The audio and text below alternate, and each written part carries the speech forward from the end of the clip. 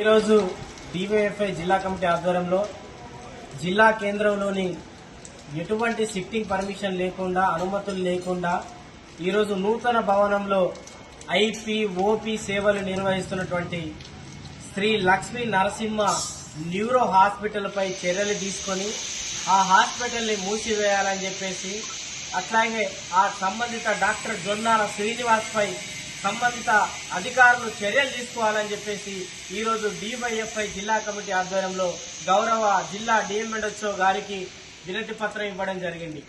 జిల్లాలోని ఈరోజు fire safety అట్లాగే మున్సిపల్ సంబంధించిన పర్మిషన్ కావచ్చు, డిఎంఎండ్ఓ అధికారుల పర్మిషన్ కావచ్చు, ఇవేవి పర్మిషన్ లేకుండా తన ఇష్ట రాజ్యాన్ని నడుపుతూ ఈరోజు ఈ అన్ని అనుమతులు తీసుకోవాల్సి ఉండగా కూడా వాటన్నిటిని కూడా తుంగలో తొక్కుతూ ఈరోజు తన ఇష్ట రాజ్యంగా నగరంలోని నడిబొడ్డున డాక్టర్ స్ట్రీట్ లో ఈరోజు నూతన భవనంలో నిర్మిస్తున్న ఓపీ ఐపీ సేవలు నిర్వహిస్తున్నటువంటి శ్రీ లక్ష్మీ నరసింహ హాస్పిటల్ పై చర్యలు తీసుకుని ఆ హాస్పిటల్ మూసివేయాలని చెప్పేసి కూడా ఈరోజు డివైఎఫ్ఐ జిల్లా కమిటీ డిమాండ్ చేస్తా ఉన్నది.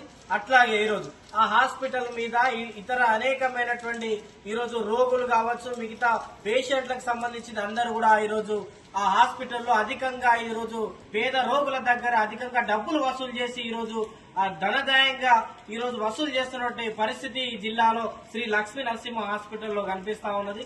ఈ రోజు ఎటువంటి ఫైర్ సేఫ్టీ లేదు, ఎటువంటి అనుమతులు లేవు, మున్సిపల్ అనుమతులు లేవు.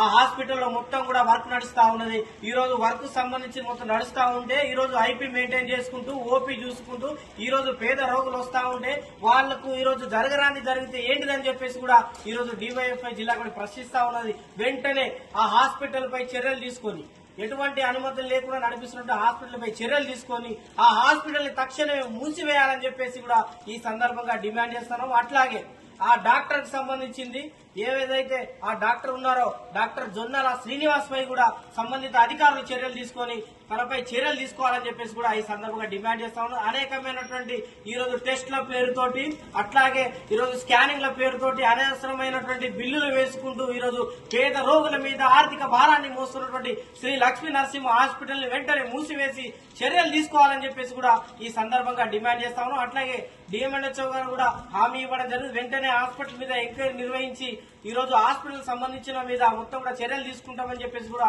హామీ ఇవ్వడం జరిగింది. వెంటనే హాస్పిటల్ మూసివేసి చర్యలు తీసుకోవాలని చెప్పేసి కూడా ఈ సందర్భంగా డిమాండ్ చేస్తా ఉన్నాం. నరేష్ పటేల్, డివైఎఫ్ఐ జిల్లా కార్యదర్శి, కరీంనగర్.